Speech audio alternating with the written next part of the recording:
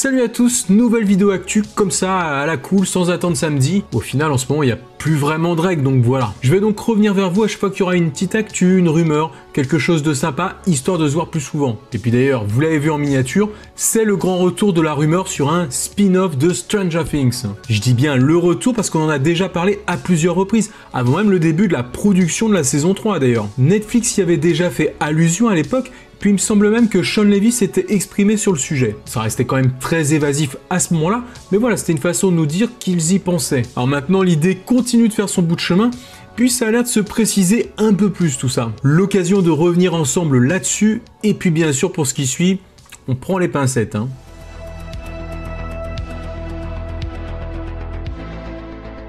Et c'est le site We Got Discovered qui relance l'histoire d'un spin-off d'après une source interne et proche de l'équipe de la production de la série. Donc voilà, je pense que c'est là qu'il faudrait peut-être prendre des pincettes, car finalement ça reste assez vague tout ça, mais voyons tout de même ce qu'il nous révèle. Ainsi, cette série dérivée de Stranger Things serait centrée sur Hopper, notre chef de la police, qui est encore vivant à ce jour, rappelons-le. C'est crédible parce que c'est un personnage important. Il plaît aux fans et on voit comment les showrunners ont déjà amorcé son retour en grande pompe dans la saison 4, en lui consacrant carrément un teaser. Donc oui, un spin-off sur Hopper, ça pourrait bien le faire. D'ailleurs, ça me rappelle un truc. Et oui, rappelez-vous, il y a quelques mois, un livre sortait sur son personnage, Darkness on the Edge of Town. Et son auteur, Adam Christopher, avait profité de la promotion de son livre pour expliquer qu'il avait écrit ce dernier un peu comme une série avec des chapitres sous forme d'épisodes, et avec dans l'idée éventuellement d'adapter tout ça à l'écran. Malinx le Adam. Du coup, est-ce que ce serait là un scénario repris dans le spin-off? Pour rappel, l'histoire raconte la vie de Hopper lorsqu'il était à New York avant les événements de Stranger Things. Donc sous forme de flashback, on se retrouve ici dans une sorte de préquel. Alors voilà, on peut quand même garder cette piste de spin-off proposée clé en main par Adam Christopher. Et puis n'oublions pas aussi, pendant qu'on parle de préquel, qu'il pourrait aussi évoquer toute cette période lorsque Sarah, la fille de Hopper, tombe malade. Là encore, il y a quand même des grosses zones d'ombre qui sont sujettes à des théories. Par exemple, qui disent qu'elle se serait fait soigner carrément au Hawkins Lab, donc peut-être qu'elle connaissait Brenner. Et en allant plus loin, il y en a même d'autres qui disent qu'elle aurait été un cobaye, un sujet d'expérience, peut-être avec des pouvoirs. Est-ce qu'ils auraient envie de creuser dans cette direction après ? Mais d'un autre côté, la rumeur parle aussi de développer dans ce spin-off, plus particulièrement sa relation avec Joyce. Du coup, probablement après les événements qu'il vivra dans la série, en espérant qu'il soit encore vivant. Alors quand même, quand je lis ça, il y a un truc qui me chiffonne, c'est comment parler de Hopper et Joyce, sans parler de Will, Jonathan et Eleven qui sont leur famille. Donc sans parler de Stranger Things limite, car les autres personnages ne devraient pas être bien loin non plus. Du coup, est-ce que ça va encore être un truc dans le passé, dans la jeunesse de Hopper et Joyce? J'en parlais justement la dernière fois.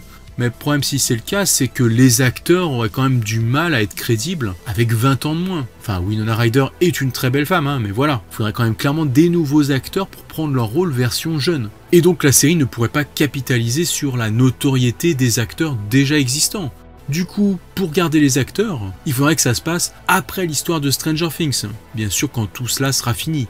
Mais dans ce cas-là, on revient au problème des personnages. Que vont-ils devenir les autres? Est-ce qu'ils seront tous partis faire leurs études dans leur coin? Et du coup, on pourrait juste se concentrer sur le duo Joyce-Hopper, qui se retrouverait seul. Mais là encore, il y aurait un autre problème. De quoi parlerait cette série? Parce que si c'est un spin-off de Stranger Things, ça devrait quand même parler de choses étranges, justement. Et du coup, avec Joyce et Hopper, on se retrouverait entre des enquêtes, de l'aventure et leur romance. Par exemple, si on avait un spin-off sur un personnage moins exploité comme celui de Cally. Bon, honnêtement, je suis pas super fan du perso, mais il y a quand même encore beaucoup de choses à exploiter sur elle. Et en plus, comme elle a des pouvoirs, on resterait comme ça dans cette thématique de la série principale. Vous l'avez compris, je reste quand même assez dubitatif sur ce spin-off qui suivrait Hopper. Et ce, même si c'est l'un de mes personnages préférés, je le rappelle. Malgré tout, la raison me pousse à penser qu'à première vue, ce serait peut-être pas une bonne idée, du moins pas la plus intéressante à exploiter dans la continuité de la série. Enfin, je dis ça avec ce que je sais aujourd'hui, après avoir vu les 3 premières saisons. Mais finalement, les showrunners ont 1 voire 2 coups d'avance sur nous. Ils savent déjà comment va se dérouler la suite. Et peut-être qu'ils ont articulé leur histoire de façon à créer des ouvertures pour Hopper et peut-être pour Joyce d'ici la fin de l'aventure de Stranger Things, pouvant ainsi laisser une place possible à ce genre de série. Enfin voilà, après tout, on n'a pas toutes les cartes en main. Mais en tout cas, déjà avec ce qu'on a aujourd'hui, voilà ce que je pense de tout ça. Préquel d'un côté, suite des aventures ciblées sur Hopper et Joyce de l'autre.